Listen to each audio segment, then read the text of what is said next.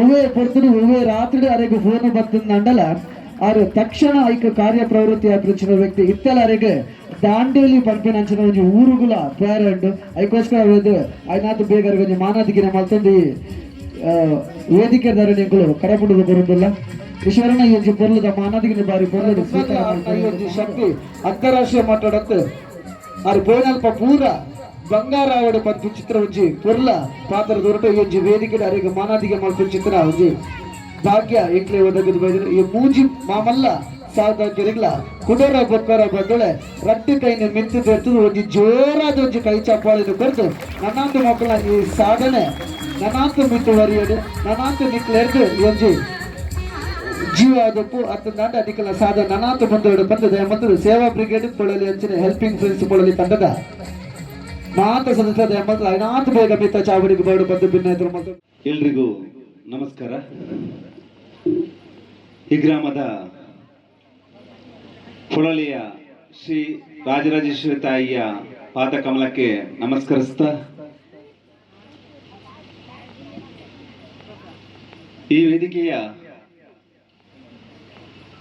ಮೇಲ್ಭಾಗದಲ್ಲಿರುವ ಎಲ್ಲ ಗಣ್ಯಾದಿ ಗಣ್ಯರಿಗೆ ಎಲ್ಲರಿಗೂ ಸಹ ನಮಸ್ಕರಿಸ್ತಾ ಹಾಗೂ ವೇದಿಕೆ ಮುಂಭಾಗದಲ್ಲಿರುವ ಈ ಊರಿನ ಪರ ಊರಿನ ಎಲ್ಲ ಬಂಧು ಭಗಿನಿಯರಿಗೆ ಎಲ್ಲರಿಗೂ ಸಹ ನಮಸ್ಕರಿಸ್ತಾ ಇವತ್ತು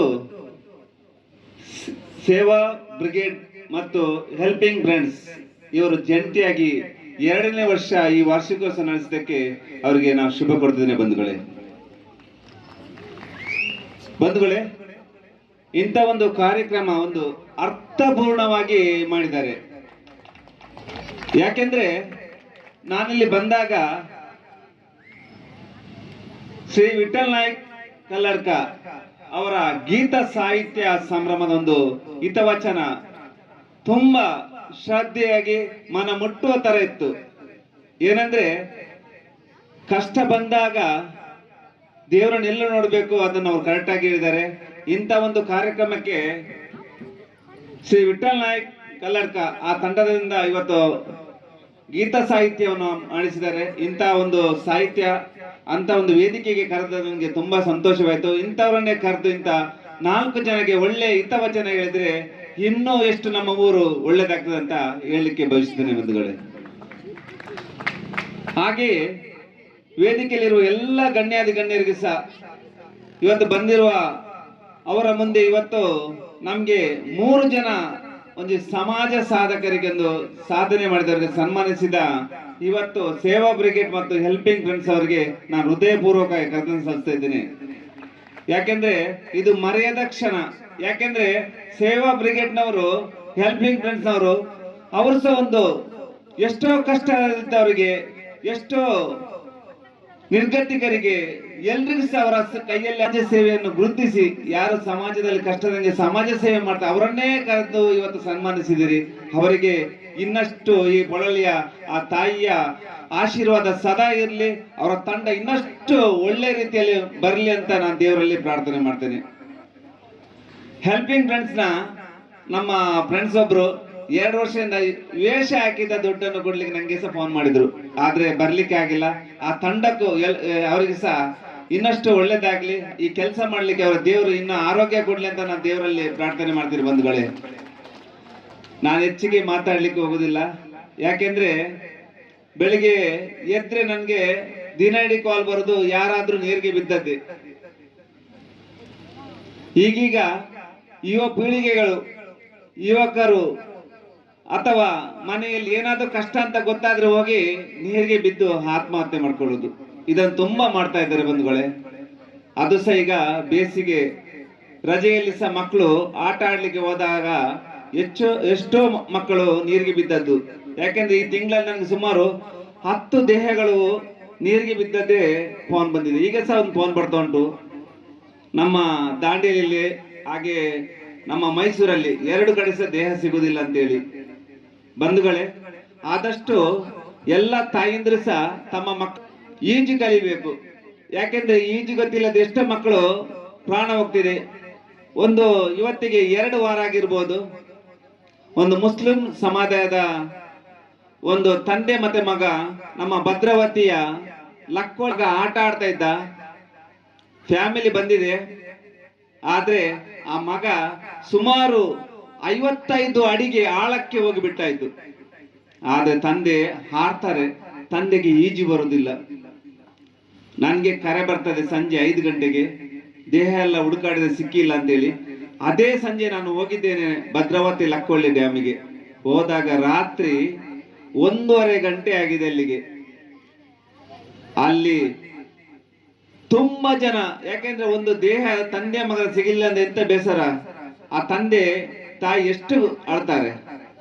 ರಾತ್ರಿ 1:30 ಗಂಟೆಗೆ ಸುಮಾರು ರಾತ್ರಿ ಅಡಿಭಾಗಕ್ಕೆ ಹೋದಾಗ ಸುಮಾರು 55 ಅಡಿಭಾಗದಲ್ಲಿ ಆ ತಂದೆ ಆ ಮಗನನ್ನು ಹೇಗೆ ದೂಡ್ತಾರೆ ಅದೇ ರೀತಿಯಲ್ಲಿ ಇರ್ತದೆ ಬಂಧುಗಳೇ. ತುಂಬಾ ದುಃಖ ಆಗ್ತದೆ. ಒಂದು ಮಗನನ್ನು ಬದುಕಿಸಲಿಕ್ಕೆ ಎಷ್ಟು ಅಲ್ಲಿ ಸೆಣಸಿದ್ರೆ ಅಂತ ಹೇಳಲಿಕ್ಕೆ ಬೇಜಾರಾಗ್ತದೆ. ದಯವಿಟ್ಟು ಹೇಳ್ತಿದ್ದೀನಿ ಬಂಧುಗಳೇ, ಆದಷ್ಟು ನೀರಿನ ಕಡೆಗೆ ಹೋಗುವಾಗ ತಮ್ಮ ಮಕ್ಕಳನ್ನು ಆದಷ್ಟು ಸುರಕ್ಷಿತವಾಗಿಡಿ ಅಂತ ಹೇಳ್ತಿದ್ದೀನಿ. ಯಾಕೆಂದ್ರೆ ಮೊನ್ನೆ ನಮ್ಮ ಚಿತ್ರದುರ್ಗದಿಂದ ಚಳ್ಳಕೆರೆ ಹೋಗೋ ರೋಡಲ್ಲಿ ಸಹ ಒಂದು ಕೆರೆಯಲ್ಲಿ 60 ಅಡಿ ಆಳದಲ್ಲಿ 14 ವರ್ಷದ ಚಿಕ್ಕಪ್ಪನೊಟ್ಟಿಗೆ ಆಡ್ಲಿಕ್ಕೆ ಹೋಗಿದ್ದಾನ ಮಗ. ಆ ತಕ್ಷಣ ಅಲ್ಲಿ ನೀರ ಅಡಿಗೆ ಹೋಗಿ 50 ರಿಂದ 60 ಅಡಿ ಆಳಕ್ಕೆ ಹೋಗಿಬಿಡ್ತಾನೆ. ತಾಯಿಗೆ ಒಬ್ಬನೇ ಮಗ. ಹೋದಾಗ ರಾತ್ರಿ 11:30 ಗಂಟೆ ನಾನು ಅಲ್ಲಿಗೆ. 55 ಅಡಿ ಹೋಗ್ಲಿಕ್ಕೆ ಸುಲಭವಲ್ಲ ಬಂಧುಗಳೇ.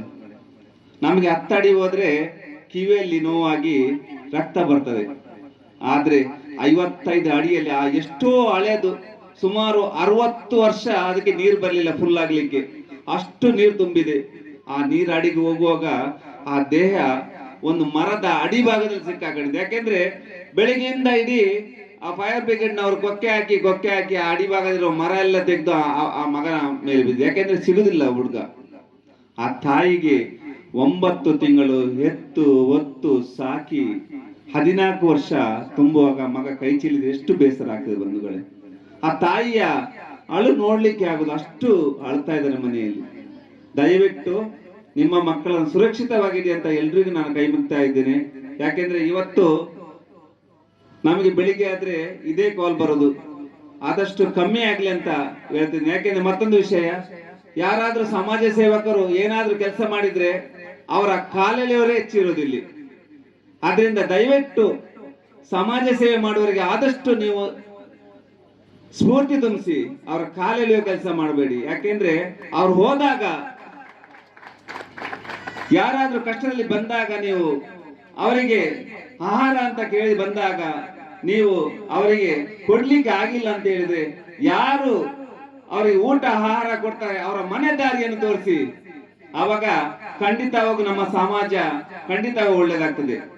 ಇವತ್ತು ಸೇವಾ ಬ್ರಿಗೇಡ್ ಮತ್ತು ಹೆಲ್ಪಿಂಗ್ ಫ್ರೆಂಡ್ಸ್ ನವರು ಮಾಡುವ ಈ ಕಾರ್ಯಕ್ರಮಕ್ಕೆ ಇನ್ನಷ್ಟು ದೇವರವರು 25 ವರ್ಷಕ್ಕಿಂತ ಮೇಲೆ ಒಳ್ಳೆದ ಇಂತ ಒಂದು ಕಾರ್ಯಕ್ರಮ ಬರ್ಲಿ, ಬೆಳ್ಳಿ ಹಬ್ಬಕ್ಕೆ ಸಹ ಬರ್ಲಿ.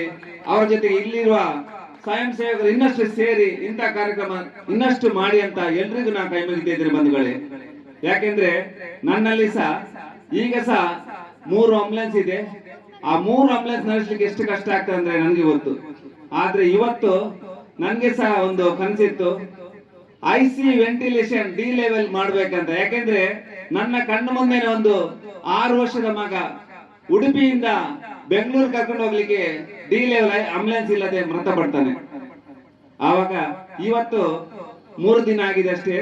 ನಮ್ಮ ಉಡುಪಿ ಬಸ್ ಎಲ್ಲ ನಮ್ಮ ದಕ್ಷಿಣ ಕನ್ನಡಕ್ಕೆ ಅಂತ 30 ಲಕ್ಷ ರೂಪಾಯಿ ಒಂದು ಆಂಬುಲೆನ್ಸ್ ಅನ್ನು ಉಚಿತವಾಗಿ 4ನೇ ಆಂಬುಲೆನ್ಸ್ ನನ್ನ ಮಗನ ಸವಿ ನೆನಪಿಗಾಗಿ ಕೊಡ್ತಾ ಇದ್ದೇನೆ ಬಂಧುಗಳೇ.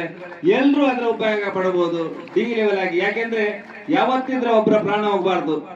ಎಲ್ರು ಹೇಳ್ತಾರೆ, ಈಶ್ವರ್ ಅವರೇ ನಿಮ್ಗೆ ಆ 30 ಲಕ್ಷ ಒಟ್ಟು ಮಾಡ್ಕೊಂಡು ಒಂದು ಚಿಕ್ಕದಾಗಿ ಒಂದು ಮನೆ ಮಾಡ್ಬೋದಲ್ಲ ಅಂತ.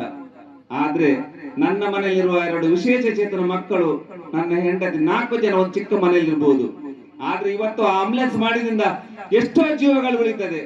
ನನ್ನ ಆಸೆ ಅಷ್ಟೇ, ಜನಗಳು ಎಷ್ಟು ಕಷ್ಟದಲ್ಲಿದ್ದವರಿಗೆ ಒಂದು ಅಂತ ಒಂದು ಆಂಬುಲೆನ್ಸ್, ಆ ಚಿಕ್ಕ ಮಗು ಉಳಿಲ್ಲ ಅಂತ ಹೇಳಿ ಇವತ್ತು ಆಂಬುಲೆನ್ಸ್ ಮಾಡಿದ್ದೀನಿ. ಯಾಕೆಂದ್ರೆ ನಮ್ಮ ಒಂದು ಹರಕು ಮರಕು ಮನೆ ಇದೆ ಸಾಕು. ಈಗ ಇನ್ನು ಯಾವಾಗ ಬೇಕಾದ್ರೆ ಮನೆ ಮಾಡ್ಬೋದು. ಆದ್ರೆ ಅಂತ ಆಂಬುಲೆನ್ಸ್ ಅನ್ನು ನಾವು ಮಾಡಿದ್ದೀನಿ. ಆ ಮಾಡಿದಂತ ಹೆಮ್ಮೆ ನನಗೆ ಇದೆ. ಯಾಕೆಂದ್ರೆ ಇವತ್ತು ನನ್ನ ಜೊತೆಗೆ ನನ್ನ ತಂಡದವರಿದ್ದಾರೆ 10 ಜನ. ಯಾಕಂದ್ರೆ ಅದರಲ್ಲಿ ಸಹ 6 ಜನ ಪೈಲಟ್ಗಳಿದ್ದಾರೆ.